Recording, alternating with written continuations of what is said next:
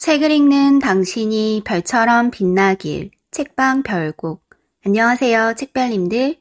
오늘 월요일 여러분들께 읽어드릴 책은 돈과 시간의 자유를 위한 프리 리치입니다.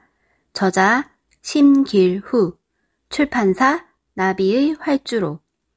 2004년부터 지금까지 검증해온 대한민국의 압도적인 실제 성공 사례들.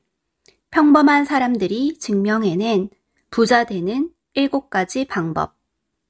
시작하기 전 구독과 좋아요를 해주신 모든 구독자님 분들께 행운이 눈덩이처럼 굴러들어오길 바랍니다.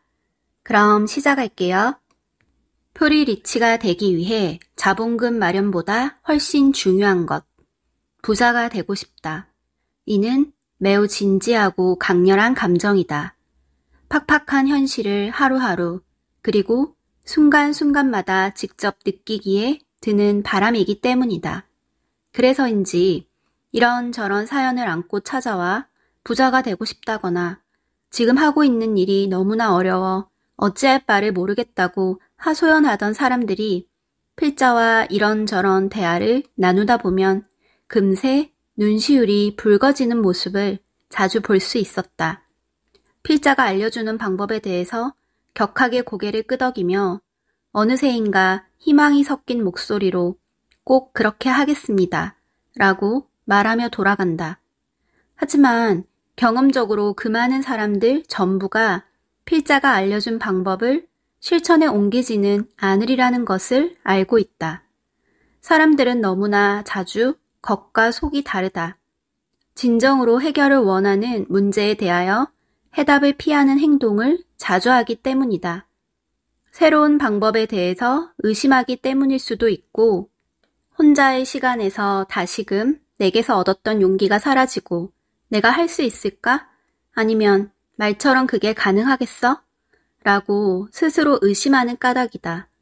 또 한 가지 필자가 알려준 방법을 통해서 부자가 되고 현재 상황을 타개할 수 있는 길로 나아가지 못하는 가장 큰 이유 중 하나는 지독한 고정관념을 쉽게 버리지 못하기 때문이다. 조금 더 부연 설명을 하자면 당신이 부자가 되지 못한 이유는 단 하나다. 첫 단추를 끼우지 못해서다. 바로 아주 작은 생각의 변화를 하지 못한다. 생각의 변화를 위해서는 스스로 현재의 모습을 객관적으로 바라볼 수 있는 성찰의 자세가 우선 요구되는데 그게 말처럼 쉽지 않다. 어렵기 때문이 아니라 하지 않기 때문이다. 사람들이 부지불식간에 가진 고정관념에 대한 하나의 이야기가 있다. 한국영업인협회 교육 중 수강생들과 개구리 자전거에 대한 에피소드를 나눈 적이 있다. 이는 태엽을 감으면 세발 자전거를 탄 개구리가 원을 그리며 뱅글뱅글 도는 그런 흔하디 흔한 장난감이다. 백화점이나 번듯하고 잘 꾸며진 매장이 아니라 관광지나 휴게소, 학교 앞, 공원이나 동물원 등 아이들이 조금이라도 몰리는 곳에 있는 노점 같은 곳에서 볼 수 있을 법한 것이다. 이 개구리 자전거는 보통 1만 원 정도로 판매된다. 그래서 수강생들에게 물었다. 외상으로 원가 1,000원에 가져올 기회가 생긴다면 이 개구리 자전거를 팔아 1년에 얼마나 벌 수 있을까요? 라고 말이다. 여기저기서 갖가지 대답이 쏟아졌다. 보통 2천만 원에서 3천만 원이라는 대답이 많았고 5천만 원 그리고 1억 원이라고 말하는 사람도 있었다. 마치 그 의견에 동의한다는 듯한 미소를 띠며 그 사람에게 반문했다. 1년에 1억 원을 벌려면 한 달에 1,000만 원 정도를 벌어야 한다는 건데 평균 30만 원 정도를 눈이 오나 비가 오나 하루도 쉬지 않고 실제로 그렇게 팔 수 있다는 거죠. 그러자 자신만만했던 수강생의 표정은 갑자기 어두워졌고 그 목표는 갑자기 5천만 원으로 뚝 떨어졌다. 2, 3천만이라고 대답했던 사람들도 생각에 잠기더니 그마저도 쉬운 일이 아닌 것 같다고들 대답했다. 공간에 가득 차 있던 생기는 일순간 가라앉았다. 침울해진 수강생들에게 이번에는 조금 다르게 질문했다. 그러면 똑같은 상황에서 개구리 자전거를 가지고 1년에 30억 원을 벌려면 어떻게 해야 할까요? 그러자 여기저기서 웅성거리는 소리가 들리더니 이번에도 다양한 답변이 쏟아졌다. 무역해서 외국에 팔아요. 공동구매를 해요. 큰 기업에 제휴 제안을 해요. 네트워크를 만들어요. 등등. 나름대로 각자의 방식만으로 아이디어를 냈다.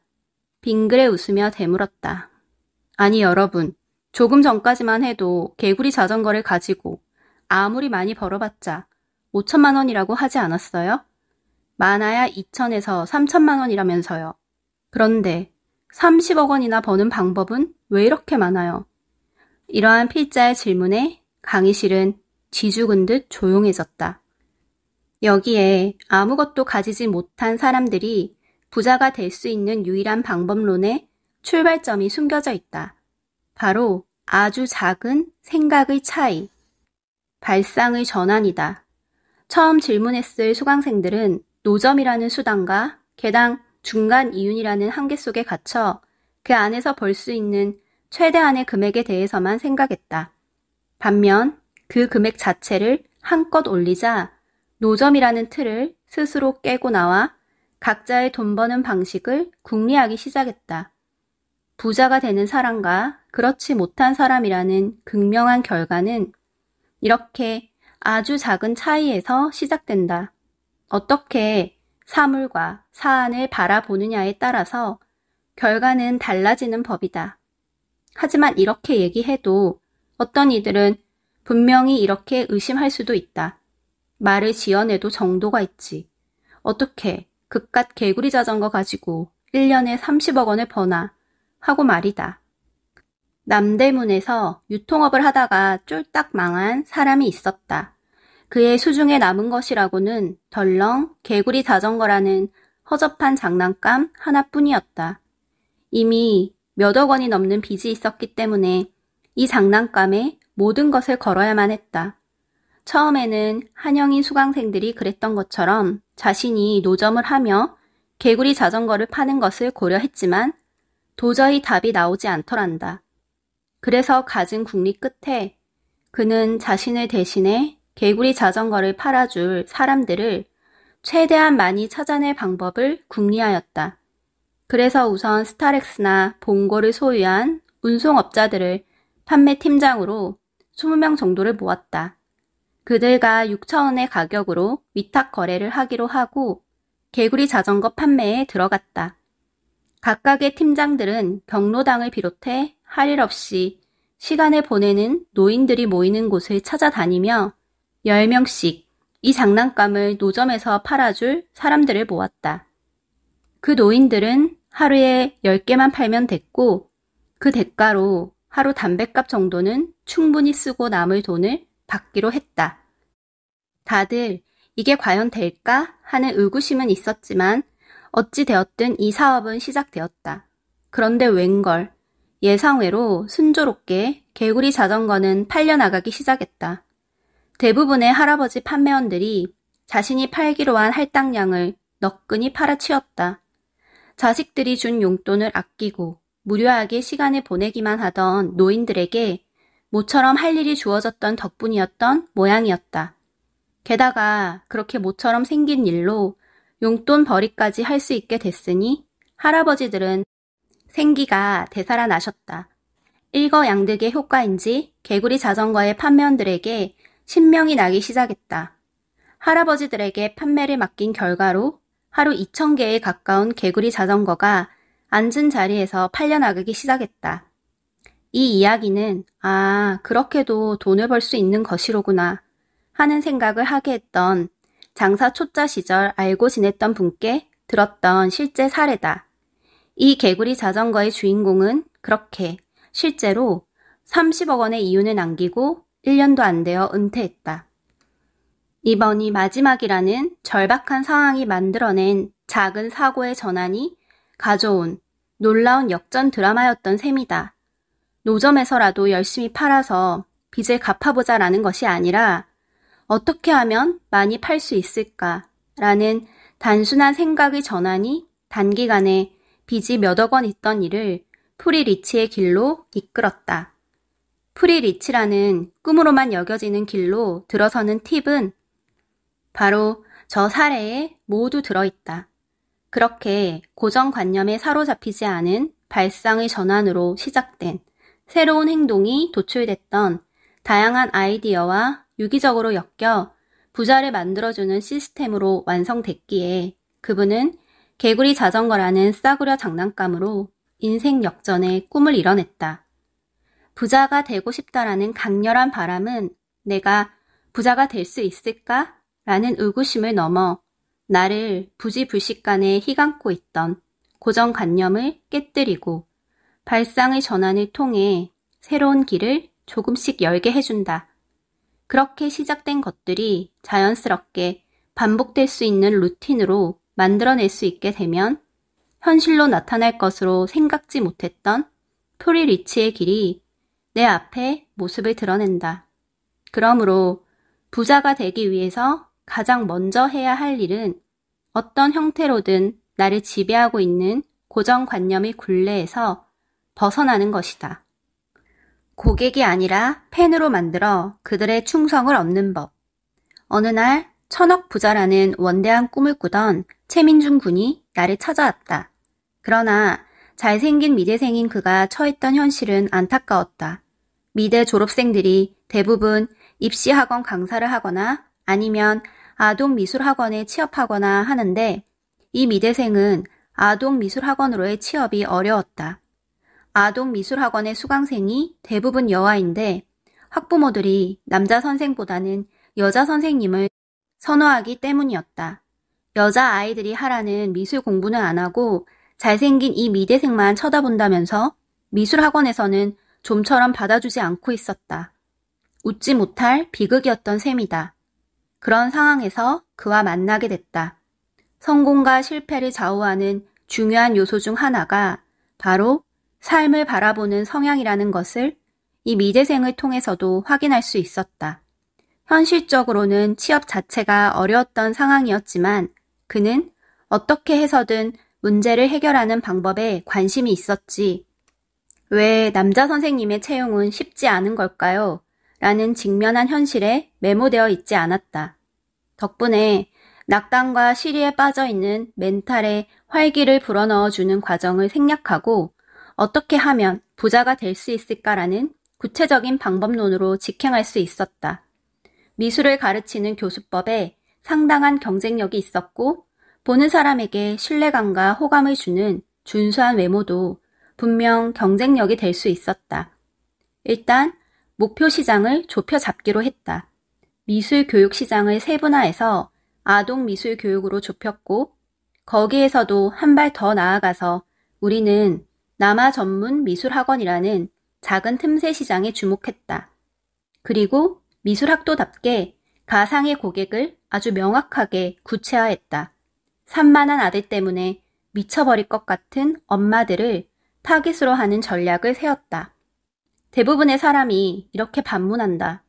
아니, 이왕이면 잠재 고객이 많은 시장에 뛰어들어야 성공할 확률이 높지 않나요? 고객이 될 만한 사람도 별로 없는데 뛰어들면 잘 된다 해도 큰 시장에서 작게 성공하는 것만 못할걸요?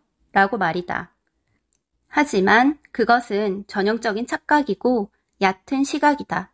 대한민국은 인구가 5천만 명의 나름 큰 나라이고 내가 아무리 아동 미술 교육 분야에 어마어마한 실력자라고 하더라도 우리나라의 아이들을 모두 가르칠 수는 없는 노릇이다. 그러므로 이렇게 시장을 좁혀도 되나 싶을 정도로 좁게 잡아도 충분한 규모의 시장이 도출된다.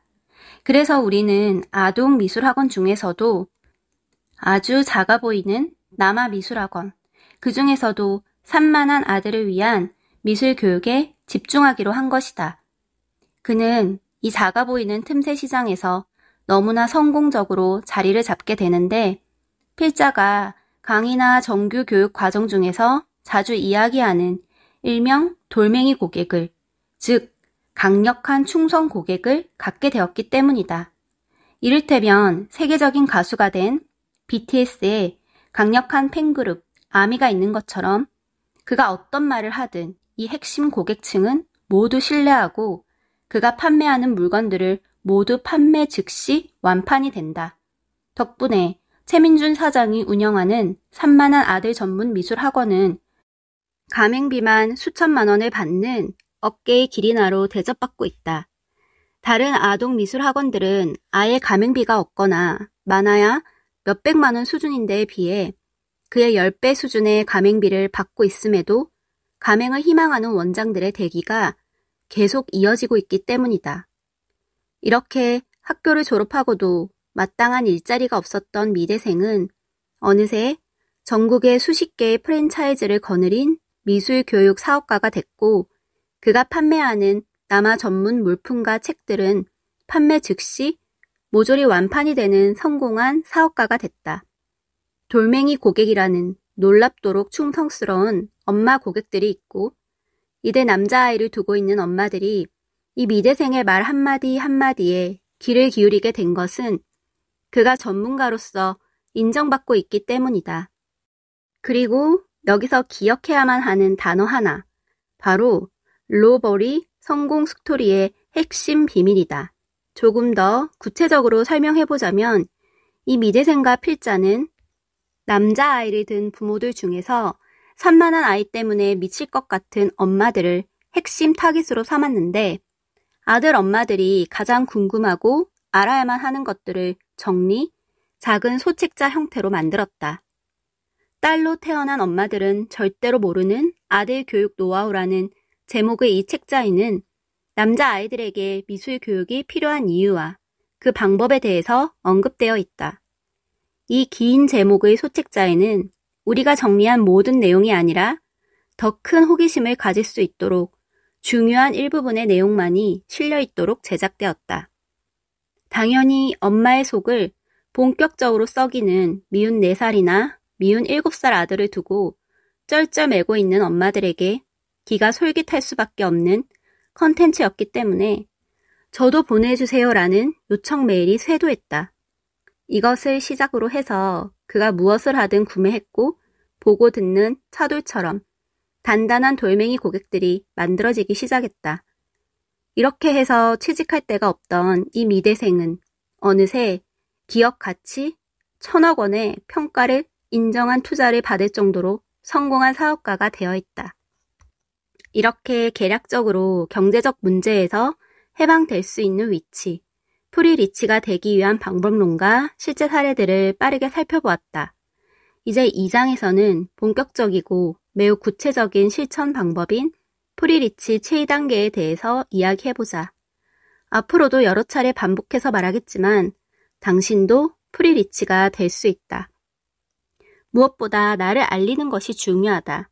그리고 그냥 홍보지를 돌리고 블로그 활동을 열심히 하는 단순하고 막연한 활동이 아니라 나를 전문가로 믿게끔 만드는 매우 치밀하고 전략적인 활동이 필요하게 된다.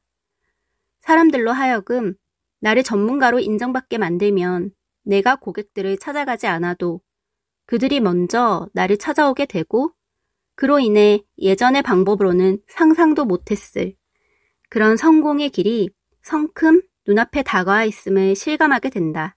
그게 바로 멘토 포지셔닝의 위력이다. 프리리치의 길에서 절대 빠질 수도 빠뜨려서도 안 되는 중요한 단계의 하나이다. 로볼의 의미. 6살짜리 아이와 아빠가 공놀이 할 때 아빠는 전력을 다해서 공을 던지지 않는다. 아이가 받을 수 있을 만한 정도로 공을 놔고 천천히 던져준다. 아이가 공을 무서워하지 않게끔 그리고 공을 잡는 것에 익숙해질 때까지 몇 번이라도 웃으면서 공을 살살 던져주게 마련이다. 로볼의 역할이 바로 그렇다. 내가 판매하려는 제품 혹은 서비스가 아무리 고객에게 좋고 유리한 것이라고 해도 내가 그것을 곧장 고객에게 들이댄다면 누구라도 부담을 갖고 멈칫할 수밖에 없다. 그렇게 과격하다 싶은 세일즈가 마케팅이 효과를 볼 순 없다. 그래서 아빠가 5살 아이에게 낮고 느린 공을 천천히 던져주는 것처럼 고객들이 부담을 갖지 않고 내가 하는 행동, 영업, 마케팅 활동에 반응할 수 있게끔 만드는 역할을 하는 작은 장치나 소품 혹은 잡담 등이 필요하다. 그렇게 내가 만난 고객들이 나와의 대화, 만남에 부담을 갖지 않고 편하게 이어갈 수 있도록 만드는 장치를 로볼이라고 한다. 낚시의 예를 계속해보자면 로볼은 미끼 또는 떡밥인 셈이다. 내가 잡고자 하는 물고기가 좋아하는 떡밥을 뿌리고 미끼를 던져 모여들게끔 하는 것이 미끼와 떡밥의 역할인 것처럼 말이다. 중요한 것은 장어가 좋아하는 미끼와 돔이 좋아하는 미끼가 다르다는 것인데 돔이 좋아하지 않는 미끼를 갖고 낚시를 하면 제대로 잡힐 리가 없지 않은가. 한 달에 40만 원짜리 고시원에 살다가 강남 펜트하우스로 이사를 한 주인공의 로볼은 강남 오피스텔 131개의 분석 자료집이었다. 강남 불패라는 부동산 신화를 믿고는 사람들, 그 중에서도 오피스텔 투자에 관심이 있는 사람들을 타깃팅했고 그들이 관심을 가질 만한 정보를 소책자로 만들어 로봇을 만들었다. 이 소책자에 관심을 보이는 사람들에게 당시 강남에 있던 131개의 모든 오피스텔에 대한 자세한 분석과 평가 자료를 무료로 배포했었는데 이 로봇은 그야말로 대성공이었다. 블로그나 부동산 사이트에서는 찾아볼 수 없는 생생하고 자세한 정보를 무료로 주겠다고 하는데 강남 오피스텔 투자에 관심 있는 사람 중에서 그걸 마다할 사람이 있을 리 없을 테니까. 여기까지 오디오북 잘 들으셨나요? 더 자세한 내용은 책을 구매해서 읽어보시기 바랍니다. 그럼 편안한 저녁 시간 되시고 다음 영상으로 만나요. 들어주셔서 감사합니다.